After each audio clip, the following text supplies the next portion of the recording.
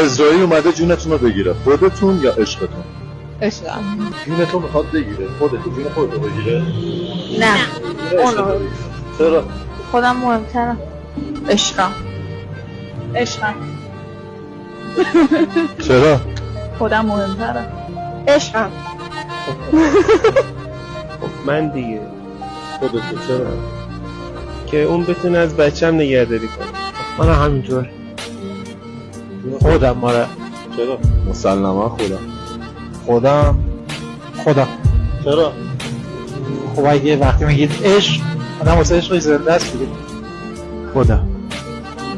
من میگم عمیق‌ترین جنس عاطفه رو شما تو مردها میتونی پیدا کنید.